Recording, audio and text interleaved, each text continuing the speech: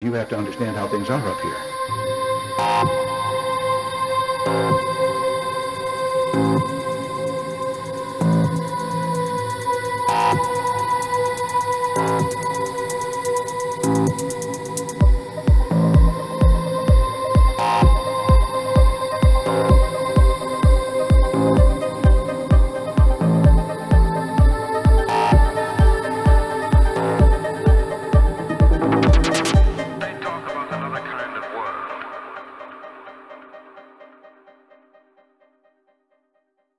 Hey guys, just wanted to make a special announcement quick.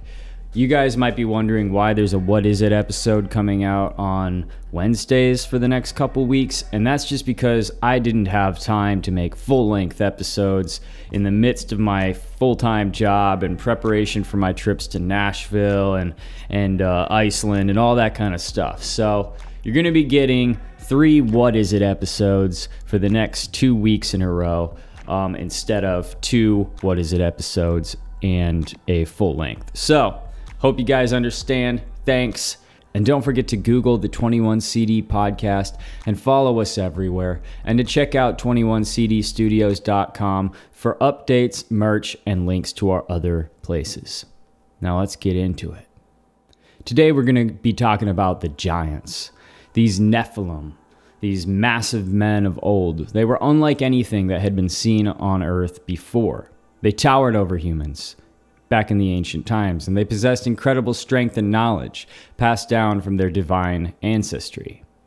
In some traditions, they are described as standing anywhere from 9 to 36 feet tall, their immense size reflecting their mixed celestial and earthly heritage.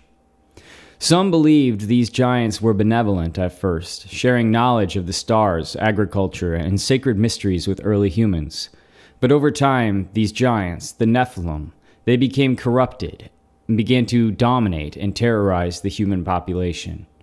In the Bible, this is hinted at in the stories of the flood, where the wickedness of mankind, and particularly the corruption of the Nephilim, leads to God deciding to cleanse the earth with a flood.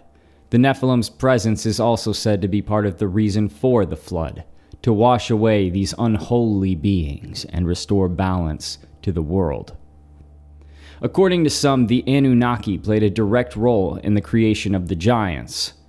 By mingling their divine essence with humanity, they created these hybrid beings as an experiment, a way to bridge the gap between gods and men.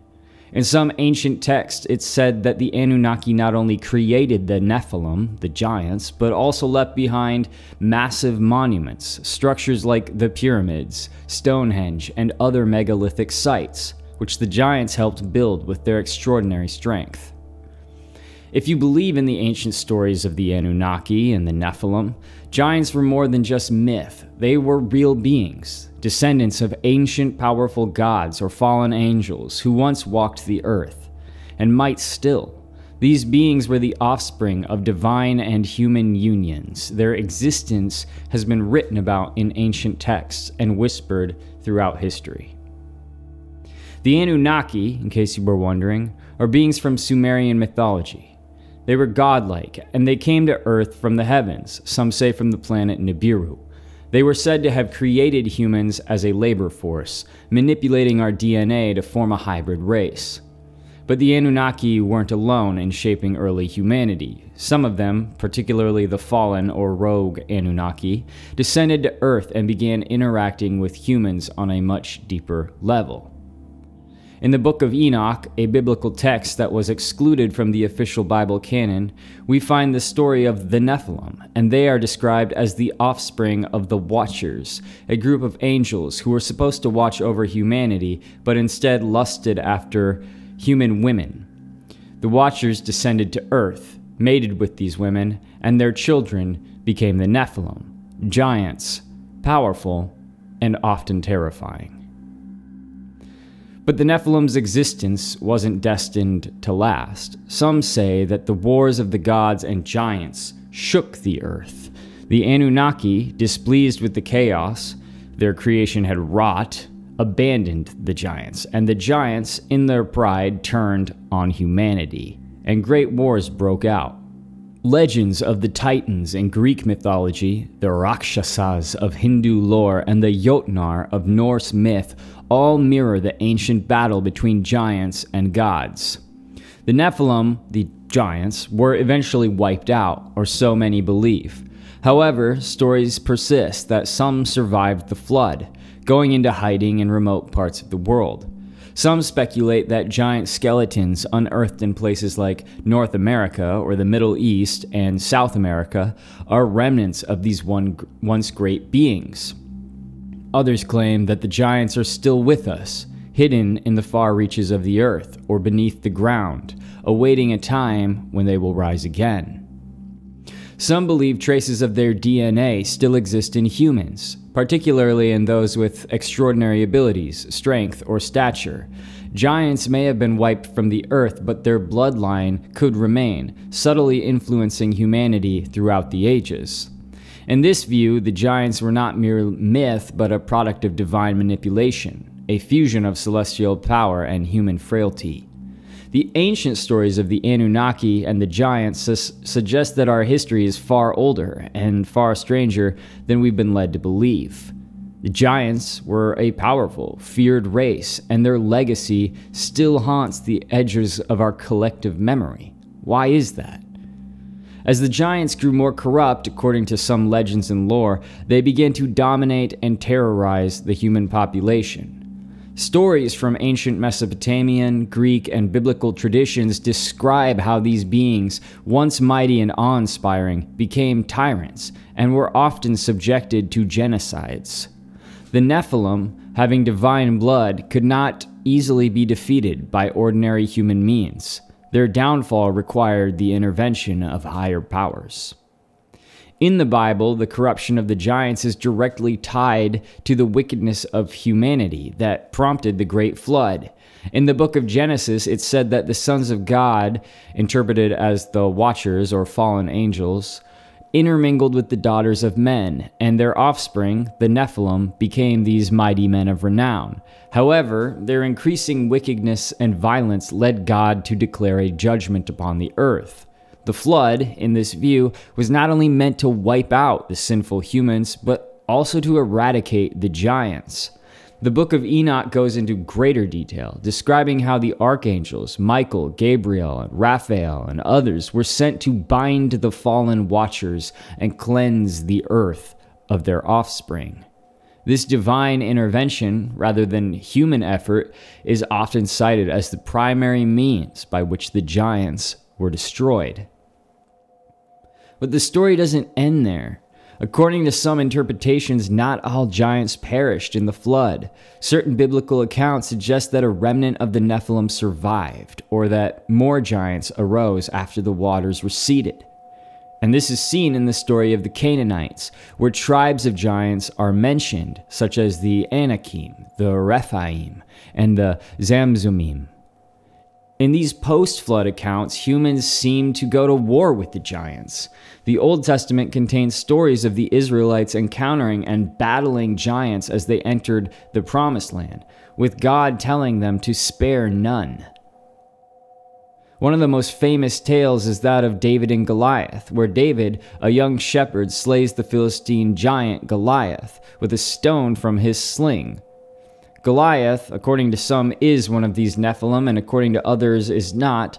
Other biblical stories mention Moses and Joshua fighting giant clans during the conquest of Canaan. And in these accounts, humans, now empowered by their covenant with God, were able to defeat the giants, though the battles were often very fierce and deadly. If we head over to Greek mythology, we see the Gigantomachy, and it tells the story of the Olympian gods waging war against the Titans and the giants. It's another parallel to the idea of divine intervention.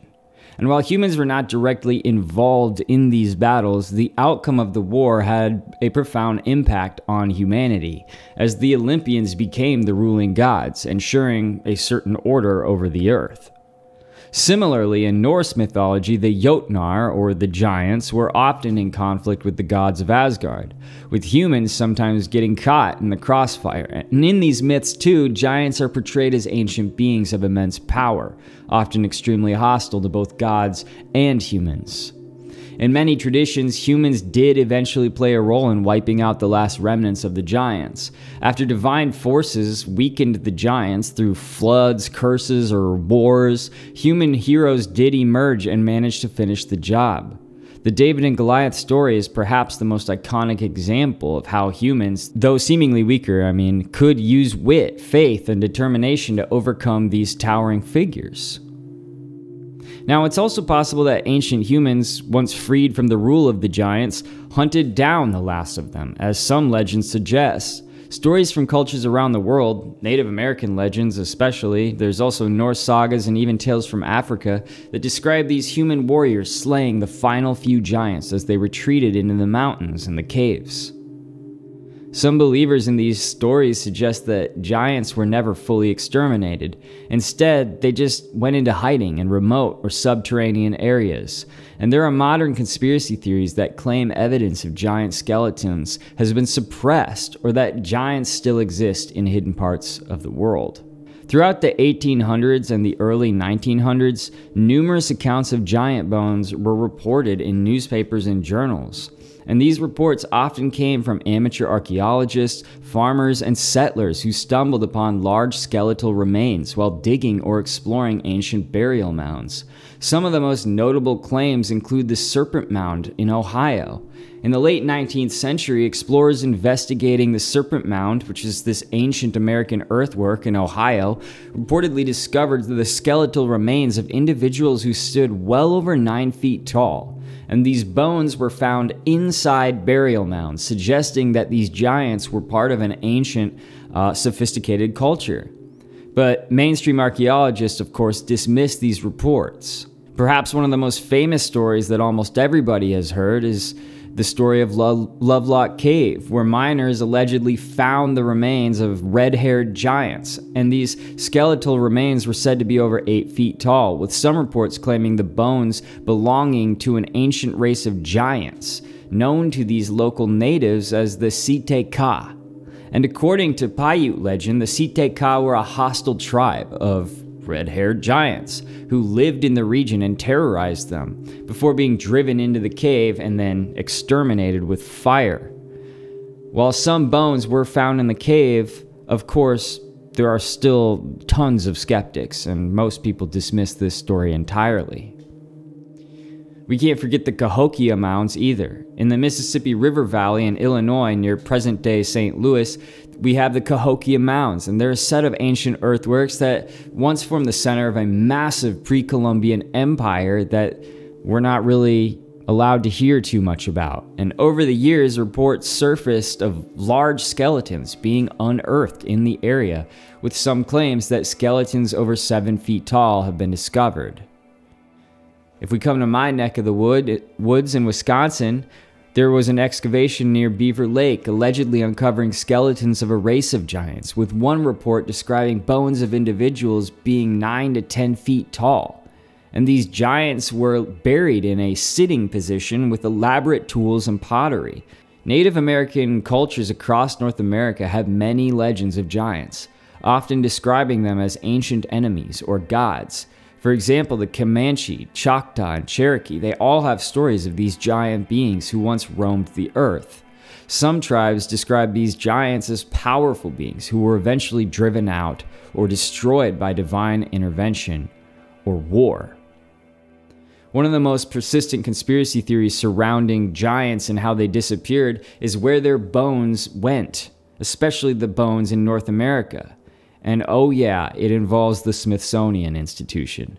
Some researchers and alternative historians claim that the Smithsonian was responsible for covering up or confiscating evidence of giant skeletons in order to suppress knowledge of these beings.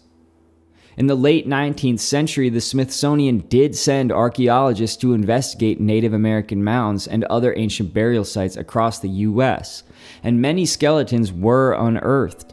But somehow, the claims of giants were never really verified. And before too long, the Smithsonian was just paying farmers to basically destroy every mound they see and to sell off or melt down all the relics that were found. You've got to really wonder what was going on there. This alleged suppression, if you want to call it that, of evidence has become a key piece in the whole giant conspiracy theory that we're examining today. Today, of course, most mainstream archaeologists and scientists regard all these stories of giant skeletons as nothing but myth and fable. They argue that many of the reports were exaggerated, misunderstood, or just simply hoaxes altogether. Bones of normal-sized humans that had been damaged or deformed over time could have been misidentified, they say, and the height of these so-called giants could have been exaggerated by reporters or local storytellers. And yes, there are prophecies and myths, by the way, in various cultures and belief systems that suggest that giants, these Nephilim, these titans, depending on what you believe, will return one day. These prophecies are usually tied to apocalyptic or end-time scenarios, of course, where the giant's reappearance is connected to cosmic upheaval, divine judgment, or even the collapse of human civilization. In some interpretations, in Christian beliefs, there are hints that the Nephilim, the ancient race of these giants, may return during the end times. And while the Bible doesn't directly prophesy the return of the Nephilim, there are references to a resurgence of evil and chaos that some theorists believe could involve giants. Matthew 24:37 states, "As it was in the days of Noah, so it will be at the coming of the Son of Man." In the time of Noah, the Nephilim were present on earth, wreaking havoc and contributing to the wickedness that led to the great flood. And of course, some interpret this verse to mean that similar conditions, including the presence of giants or Nephilim-like beings, could return before the second coming of Christ. In Numbers 13:33, the Israelites speak of seeing the Anakim, who are descendants of the Nephilim, in the Promised Land, and they describe them as giants. Some fringe interpretations suggest that the Nephilim descendants were just not entirely destroyed, and they might play a role in the prophetic events of the end times. So what do you guys think? You think there's any stock in the idea of giants? Have you guys found any giant bones in your backyard and that you've been keeping secret in your basement?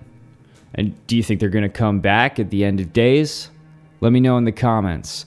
Thanks for tuning in, and remember, don't drink the water and question everything.